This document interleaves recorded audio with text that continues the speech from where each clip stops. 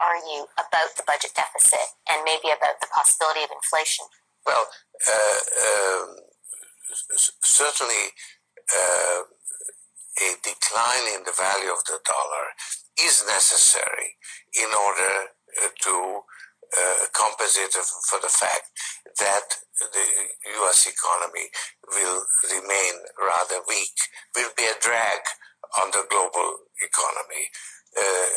China will emerge as the motor replacing the U.S. consumer. And of course, it's a smaller motor because the Chinese economy is much smaller. So the world economy will have less of a motor. So it will move forward slower than it has in the last 25 years. But China will be the engine driving it forward, and the U.S. will be actually a drag that's being pulled along through a gradual decline in the value of the dollar. And all right, shalom. This is Chanaksa by Yasharallah from the Lions in the Yasharallah camp. First and foremost, I'd like to say Kal Halayim La Yahweh, by Hashem Yahweh Shai, by Hashem Harakak Wadash Ma'amah. Double honors to the elder apostles of Great Millstone, and salutations to the Akim that are pushing the truth and sincerity and truth, and peace and blessings to the men, women, and children that believe in the name of Yahweh by Hashem Yahweh Shai. All right, this is James chapter 5, verse 1. It says, "Go to now, ye rich men, weep and howl for your miseries that shall come upon you. Your riches are corrupt, and your garments are moth-eaten." All right, I brought the scripture out because, as you see in the video with the George Soros interview that was done about 10 years ago, kind of laying backing off the elder, his lesson that he did earlier, basically going into how China's being set up as to being the new driving force of this system by the upper elites, mainly the driving force of the New World Order. But America's going to be the one to implement that chip. That's what's going to try to so-called keep them afloat when this transition of power takes place. And you see that they're doing it purposely, and the American people that are rooting and striving for this place are going to suffer real crazy. They don't even know what's coming towards them, because in their mind they think that America's going to go on forever, but not in the mind of the upper elites. All right, which that's it's So with that being said, you got a lot of things that are going to transpire, and you're going to see major things happen. Like, I was talking to a guy at my job today, and I'm like, do you really believe that the government is not capable? You just feel like we're conspiracy theorists, that the government's not capable of doing these things and not giving a damn about the people? And that's what you got to realize. They don't give a fuck, As long as they get their agenda and their ulterior motives pushed, they don't care what happens to the people. All right, so that's why the scriptures say, "Go to now, ye rich men, and weep and howl for your miseries that shall come upon you." Now, it's talking about Esau in general, but it's going to start with the fall of America. It's going to start with the fall of America. All right, and and then from there, it's going to go from all the way from here to the sides of the pit, all the way to Europe. And Yahweh Shem Yahweh Shai is going to destroy everything that came out of America, or what America came out of. America came out of Britain and Europe. All right. So I got a couple of articles I want to go into. One is about a month old, and the other one is about 4 years old, 6 years old maybe. All right. This article right here in the Washington Post was done, May 21st, 2014. And I remember when this happened. I'm not going to play. I'll probably put a link to the in the description box. But I remember when this happened. It was like a big major trade deal, and it was done without without the petrodollar, without America being involved, and it was done between Russia and China. Really, America's two biggest enemies is Russia and China. They deal with China because from an economical and trade standpoint, but really, China and America are adverse to each other. All right, it says China. I'm gonna read a little bit of this article, and there's another article about deals being done with Iran and China. All right, so now the interview with George Soros was probably, the elder said, was probably done about 2010. All right, so now this deal right here was done 6 years ago. All right. So it says China signed a huge, long-awaited deal on Wednesday to buy Russian natural gas, giving Beijing a new source of clean energy and Moscow a diplomatic boost as it faces international sanctions for its aggressive actions in Ukraine. So if you remember back in 2014, America went into Ukraine and said that it was Russia invading Ukraine and they were protecting Ukraine. But the people of Ukraine were saying, no, America was the ones that they didn't want there.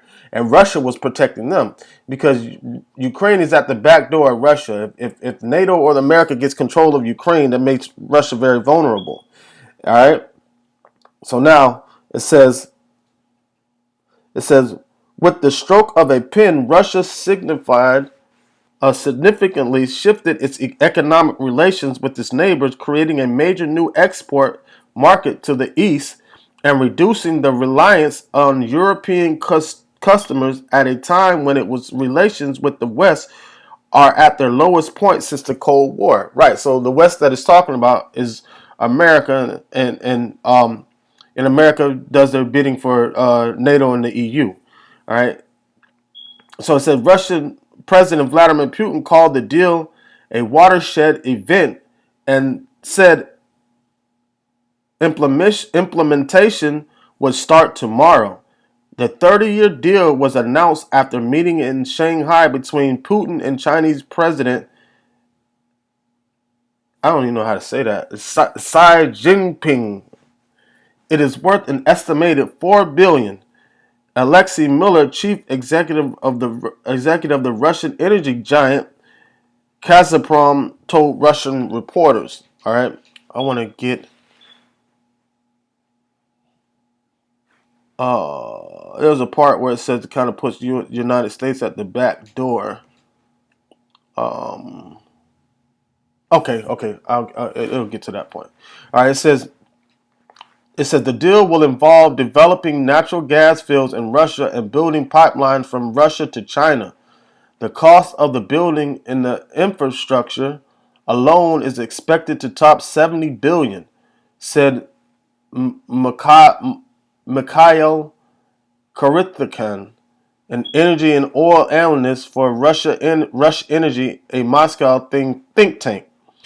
The agreement was 10 years in the making, and price had long been the stumbling block. On Wednesday, the final per unit price of the gas remained a mystery. The $400 billion figure quote by Gazprom's Millers is probably the result of a formula that could include other costs such as construction, transportation of gas, and other fees, making it difficult to work backwards to the price per unit. Miller called the price a commercial secret. Analysts at IHS Energy, who have tracked the deal's progress, said in a written analysis that they believe the final price was closer to what Russia wanted than what China was initially prepared to pay. It says this is Gazprom's biggest contract. We don't have a contract like this with any other company, said Miller in Shanghai, according to Russia's Interfax news agency. The agreement met with approval from many people in Russia, which has been swept by rising nationalism and anti-Western rhetoric related to crisis in Ukraine. So trying to get the getting the West out of the way and getting their hands out of the cookie jar, always being involved in something. So they're basically talking about America's involvement with the energy trade route, and with economic trade, whether it's using with oil or any type of other natural resources as natural gas. How America always wants to sanction things and get involved with it, even when they're not the mass producers of it. All right, it says one caller to the Echo Moscow radio station declared the gas deal another victory for Putin because he managed to sell for European prices, while other listeners suggested that the new level of Russian-Chinese cooperation must be a nightmare for America. And that wasn't even the beginning of the nightmare, because this all was being set up by the upper elites to crash the economy in America. So this was 6 years ago. The interview with George Soros was around 10 years ago. So it's all leading up to what? Um, the fall of Babylon. All right. Let me get this scripture. Come sit down in the dust. KJV. This is Isaiah 47. All right. Let me get Isaiah. Elder brought this one out too. Let me get Isaiah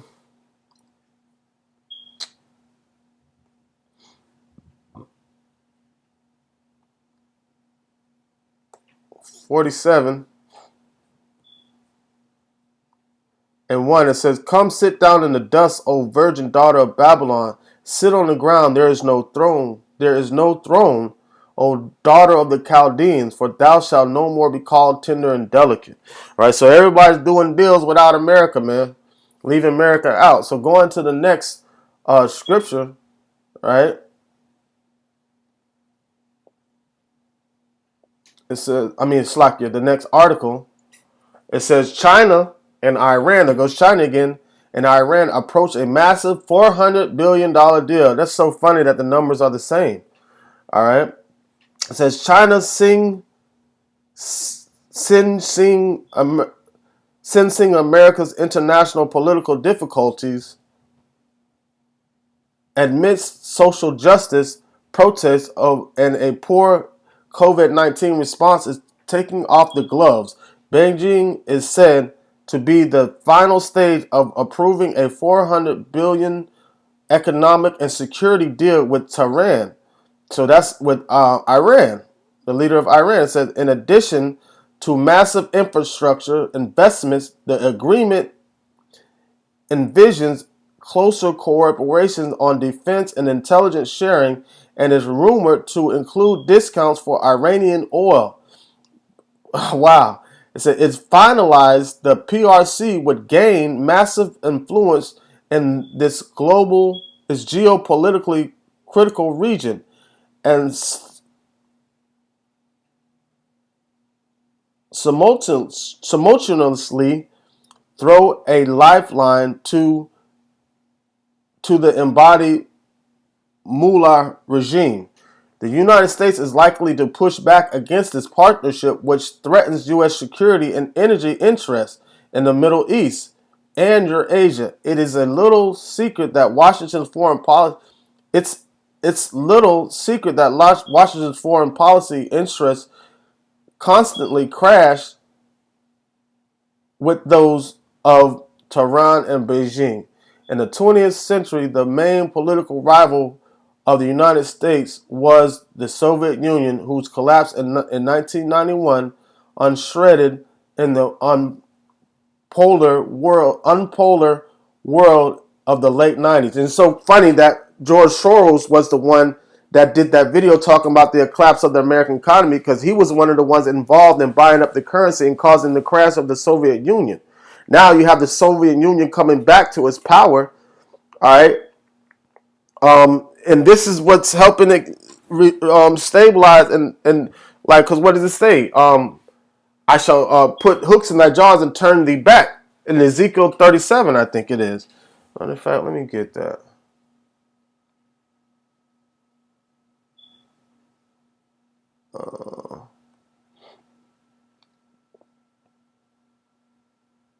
Because so you're gonna have just like how you have NATO and the EU and America being the driving force, and NATO and the EU using America as being the economic force. And what you're going to have now is Russia being the driving force, being the bear, being enough, and China being the economic force behind it, being given the funding. So you're seeing China being set up as the financial support, economic support, and Russia being the muscle. 38, or is it 20?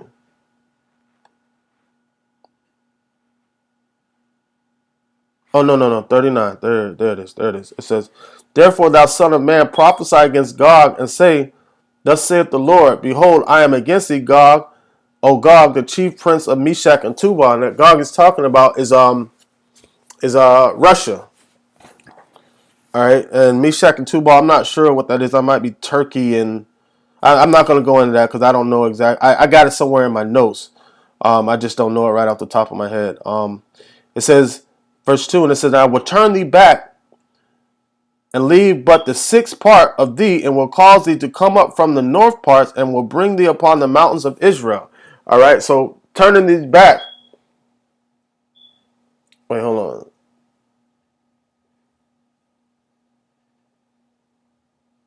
No, this is not the one I'm looking for.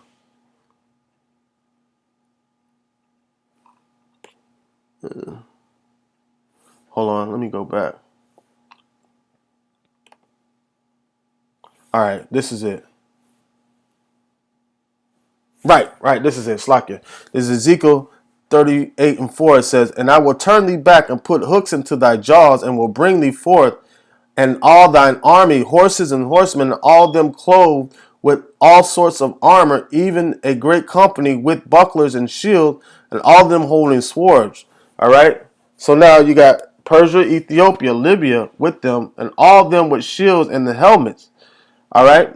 So all these nations are going to fortify themselves with with with Russia, with the backing support of China being the new powerhouse, and them using the Chinese currency um, as a new currency in the SDRs. And what is America going to have to do is find some other form of currency other than the petrodollar to put in the SDR, the special drawing rights, in order to be any type of contender. So America is going to be dragged along through the mud, and the people of America is going to suffer. And it's going to be very extremely bad times in America. That's how they're going to implement the RFID chip. All right, this is all a setup to bring the RFID chip into play, man. All right, you know, it says, back to the article, it says in the 20th century, the main political rival of the United States was the Soviet Union, all right, whose collapse in 1991 ushered in the unpolar world of the late 90s and early 2000s in the 21st century that there's no question of America's new near peer competitor, the People's Republic of China, a country with a much bigger economic base than USSR ever had. So now that's just showing you the money part. And who was America's biggest competitor is the Russia from an economic standpoint and from a military standpoint. So that's why the NATO and the EU was created, and America was created to protect themselves from Russia, Iran, and China. You know, the powerhouse nations. All right. It's a Belt and Road Initiative, the flagship of Chinese President Xi Jinping's global ambitions, is a powerful policy tool that puts U.S. foreign policy influence to the test. All right, so now, right, it's putting it to the test. Well, okay, so now what you gonna do now? If we work around your sanctions, how is your foreign policy gonna develop from that? If we work around your sanctions, all right, putting it to the test, all right. When it comes to geopolitical strategy, there is a saying among foreign policy experts: Russia plays chess, China plays Go, and the United States plays football. All right, Iran, with its strong anti-American sentiment, large military, and vast hydrocarbon reserve, is an important piece of China's global go abroad.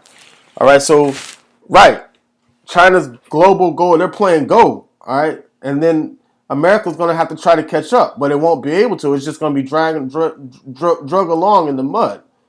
Okay, it says the China-Iran deal is the latest step in Beijing's attempt to expand from a regional hegemony to a world power via BRI. That's what the whole goal is, to make China the new world power.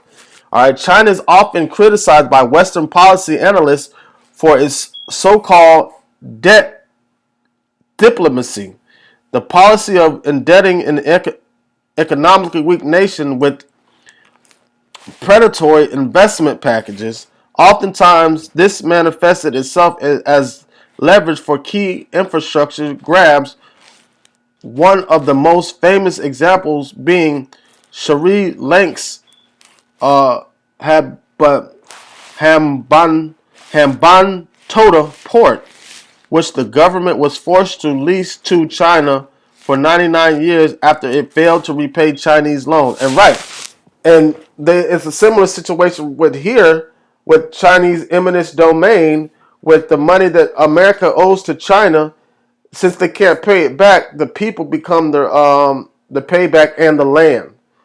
All right, and this is all being set up to make China the new powerhouse, and Russia will be the muscle behind it. All right. So I just wanted to do a little quick land back off the lesson that the elder did earlier, and I hope it was edifying and served its purpose. And with that, I'd like to say, Kal Halayim La Yahweh, by Hashem Yahweh Shai, by Hashem Harikak Wadash Ma'amah. Double honors to the elder apostles of Great Millstone, and salutations to the Akim that are pushing the truth and sincerity and truth, and peace and blessings to the men, women, and children that believe in the name of Yahweh by Hashem Yahweh Shai. Shalom.